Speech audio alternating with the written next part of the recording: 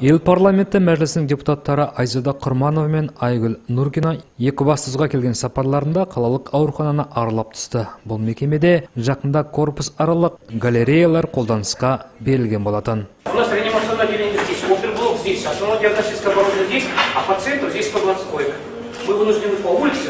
Вот, оказывается, в свое время даже по Абай дошли. Жазбая салынып қолданысқа берілген галереялар бүгінгі күні 3 корпуста бір-бірімен қосып тұр. Аурухана басшылығының сөзі бойынша бұл жобаның іске асуы медициналық құрамның жұмысының тиімділігін арттырады. Чисто из областного бюджета, да? Выделили? Обычная. А это уже сколько потратили? Всего 52 миллиона. Мәжілісмендер сонымен қатар магниттік резонанстық томография, компьютерлік томография кабинеттерінде жүріп жатқан жөндеу жұмыстарымен танысты. Чем отличается этот аппарат? Бұл аппараттың салмағы 20 тонна. Оның тұратын еденін күшейту жұмыстарын өз күшімізбен атқардық. Бұл аппарат біздің ауруханаға өте қажет. Бұдан кейін депутаттар Қайнар кешеніне жиналған қала белсенділерімен кездесті. Осында халық қалаулылары аурухананы аралаудан алған әсерлерімен бөлісті.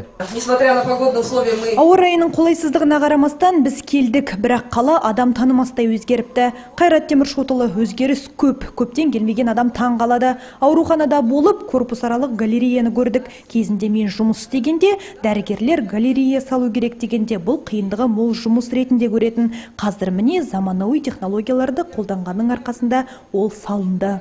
Сонымен қатар мәжілісмендер елбасы Нұрсұлтан Назарбаевтың болашаққа бағдар рухани жаңғыру бағдарламалық мақаласында жолдауларында көрсетілген тапсырмалардың орындалуына тоқталды.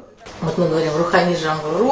Рухани жаңғыру деп айтып жатырмыз. Соның аясында әркім өзінің мектебіне, туған ауылына қолынан келгенше көмек беруі керек. Бұрын біз халықпен кездескенде олар өз тауқыметтері туралы айтатын. Қазір жалпы тұратын елді мекендерінің мәселелерін көтереді. Елбасының жылдағы жолдауларында мемлекетімізді алға дамытуға арналған негізгі тапсырмалар көрсетілген.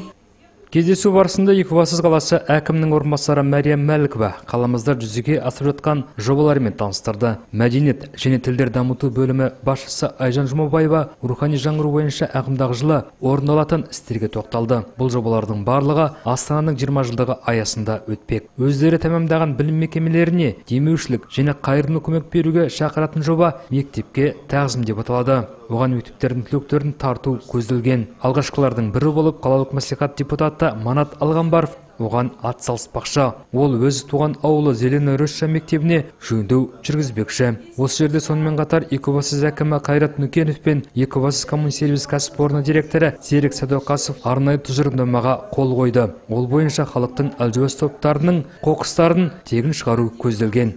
Уважаемый Кайрат Темиршотович, обязательства бесплатного предоставления коммунальных услуг по вывозу мусора инвалидам первой группы и почетным гражданам города Экибастуза. Данным меморандумом будут охвачены 833 человек. Меморандум вступает в силу с момента подписания. Сонымен қатар қоғамдық көлікте халықтың әлжуаз топтарына тегін жүруге мүмкіндік беретін тұжырымдамаға қала басшысы мен жолаушылар тасымалымен айналысатын кәсіпорын басшылары да қол қойысты. Настоящим меморандумом предприятие берет на себя обязательства организации бесплатного проезда в городском общественном транспорте почетных граждан Павлодарской области, приобретение студентам колледжей и высших учебных заведений очной формы обучения льготного студенческого проездного билета с 50% скидкой.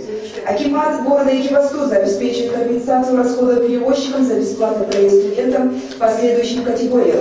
Дети-сироты и дети, оставшиеся без попечения родителей, инвалиды первой и второй группы, студенты очной формы обучения из малообеспеченных и многодетных семей. Мамандықтар әлеміндегі навигация ток-шоуында мәжіліс депутаттары өздерінің өмірлік жетістіктері туралы, табысқа жету жолдары туралы өз тәжірибемен бөлісіп, екібастұздық жастарға кеңес берді. Сонымен қатар астаналық қонақтар жақында ашылған томат өсірумен айналысатын жылыжай кешені жұмысымен танысты. Жылыжай еңбеккерлері томат өсірудің қыр-сырымен бөлісті.